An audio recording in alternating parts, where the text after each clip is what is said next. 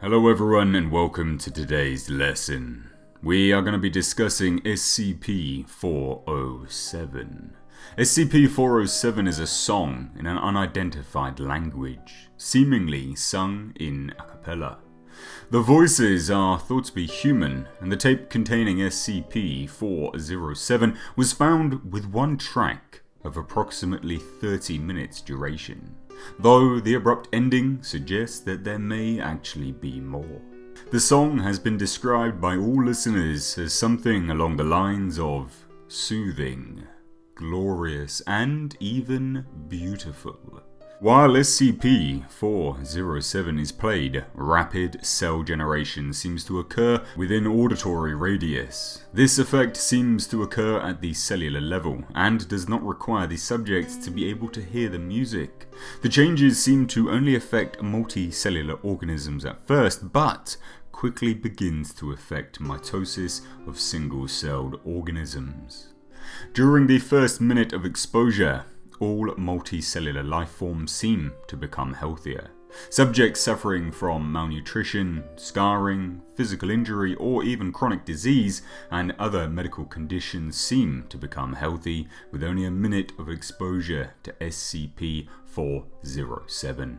This has even been shown to cure Alzheimer's disease, Crohn's disease, brain and spinal cord injuries, and normally fatal infections or wounds, amongst other things. Interestingly though, cancer does not seem to be affected, though the subject's physical condition was still vastly improved. During the second and third minute of exposure, subjects start experiencing unnecessary, unrestrained cell growth, manifesting in quickly advancing dermal growths. These growths seem to mostly be benign tumours and calcium and fat deposits, which, though sometimes painful and disfiguring, are not actually life-threatening. During the fourth minute of exposure, increased bacterial and fungal growth occurs, creating conditions that grow increasingly dangerous for all exposed life, even in their new, healthier states. Respiratory and digestive problems are quick to arrive in most cases and become steadily worse as time progresses.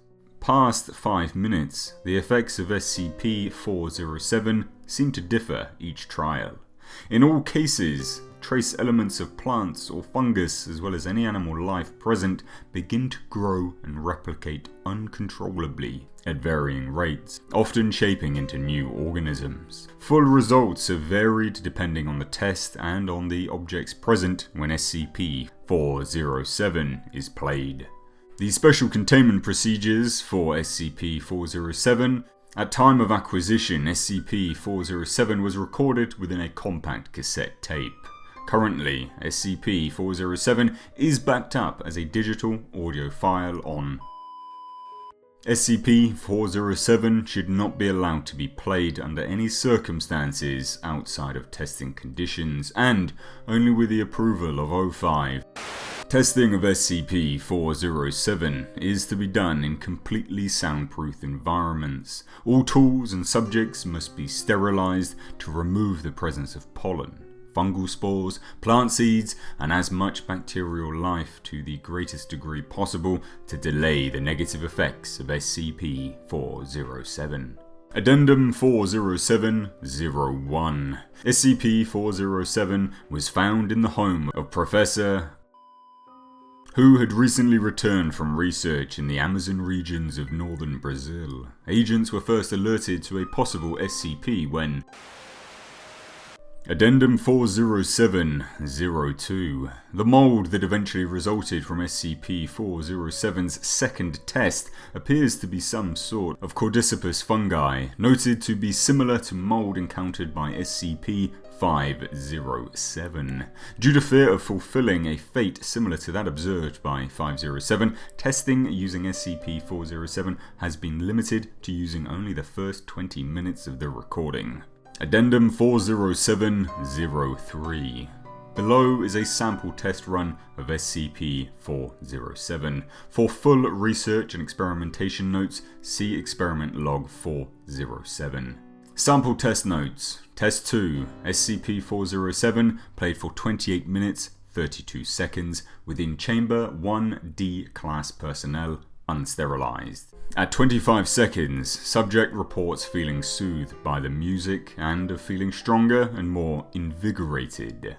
At 45 seconds, liver spots and scars previously seen are shown to disappear. 2 minutes 20, subject appears to have physically grown an inch. Increase in musculature is now noticeable.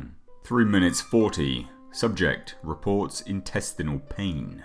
4 minutes 20, subject begins vomiting. From vomit, plants are seen growing and slowly rooting into the tile floor. 4 minutes 50, subject starts developing rashes and growths on skin.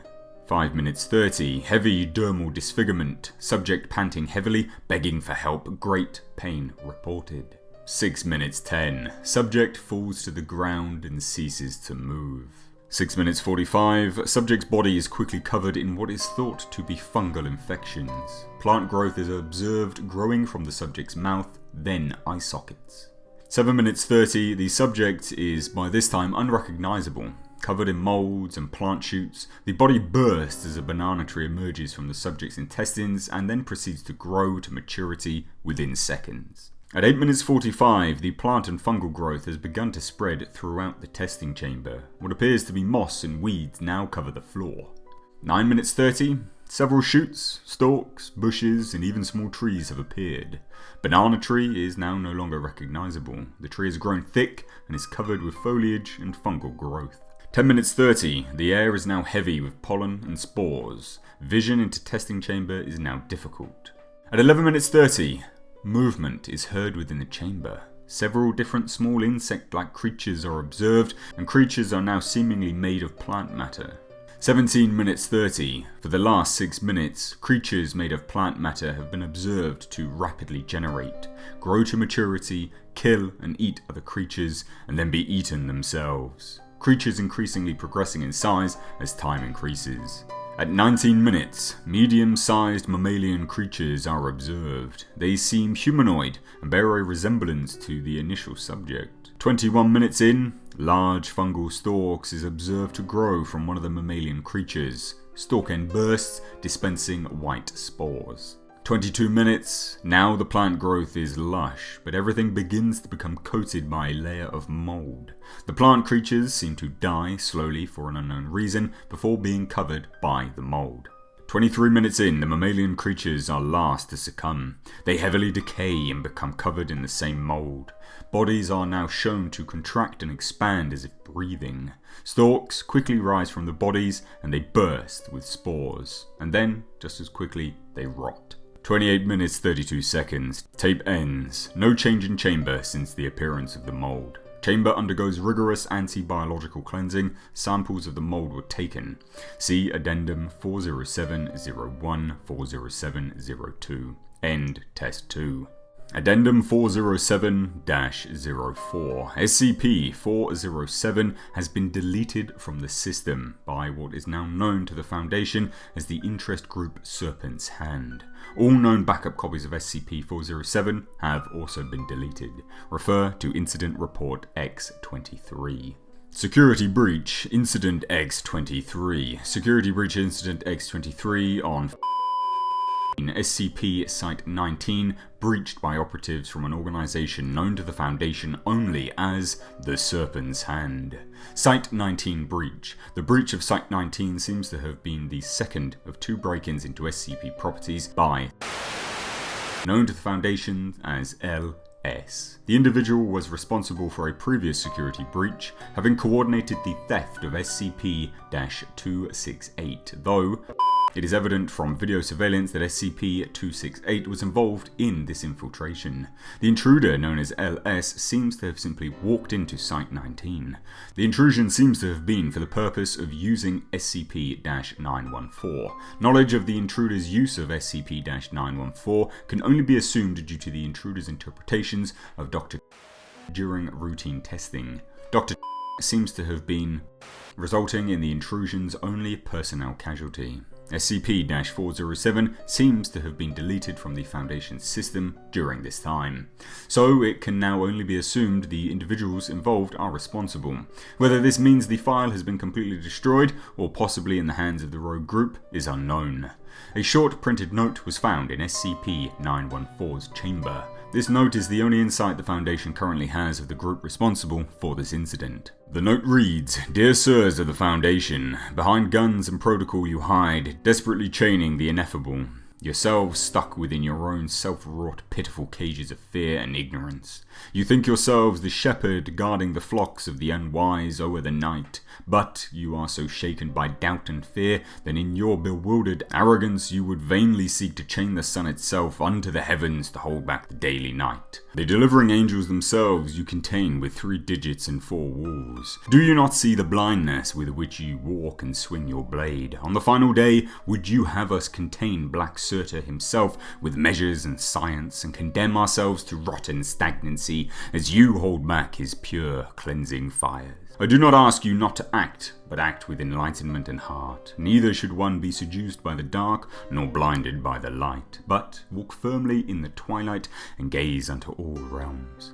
Walk the world of fire with bare feet, and you will find yourself without the scars you never knew you had. I leave you with one final truth. The garden is the serpent's place. The divinities of fear and order who come to walk in the cool evening air are only visitors. Do not fail to see the evil hiding in the light, nor the aromatic beauty of the palest flower of darkness. Signed sincerely, LS. P.S. You'll thank me for deleting what you call 407. And so ends today's lesson of SCP-407. As to what it is, 407 is truly a mystery in terms of its rapid cell generation and its lack of effect on cancer. It could be that this is an auditory form of cancer itself. If anyone knows anything about cancer and its effects as to what it does to cells in the body, this would make the greatest of sense. Anyway, and as always, I want to hear your thoughts on this report, so please do leave them down below. And until the next lesson, I've been Mr. H.